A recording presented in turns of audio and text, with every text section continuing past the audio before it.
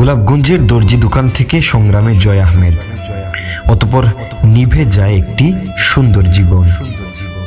একজন সুপরিচিত দর্জি দোকানি জয়। দিনরাতের বেশিরভাগ সময়ই কাজ নিয়ে ব্যস্ত থাকতেন তিনি। তার কাছে ছিল অনেক অর্ডার, তাছাড়া সামনে বোনের বিয়ে, যে কারণে কঠোর পরিশ্রম হলেও একটু বেশি বেশি কাজ হাতে নিয়েছিলেন তিনি।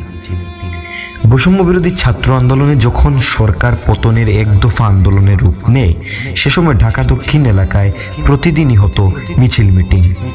আইনশৃঙ্খলা বাহিনীর সদস্যদের উপস্থিতির কারণে আন্দোলনকারীরা বেশি সময় রাজপথে টিকে থাকতে পারতেন না। যখনই লোকজন জড়ো হতেন তখনই নির্বিচারে গুলি চালাতো তাদের উপর। তবে 4 আগস্ট কাউকেই দমিয়ে রাখা যায়নি জয়কেও। হ্যাঁ, সেদিন দর্জি দোকান থেকে সংগ্রামে ঝাঁপিয়ে পড়েন জয় আহমেদ। দর্জির কাজ রেখে তখন রাজপথে বুলেটের সামনে দাঁড়ান তিনি।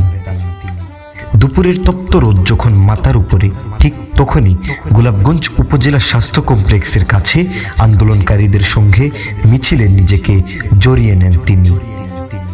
এ সময় ঘাতকের কয়েকটি বুলেট নিস্তব্ধ করে দেয় জয়কে। মৃত্যু ঘটে একটি সুন্দর স্বপ্নের।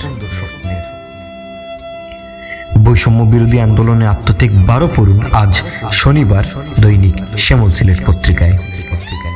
আলী হায়দার মৃদুল, শ্যামল সিলেট।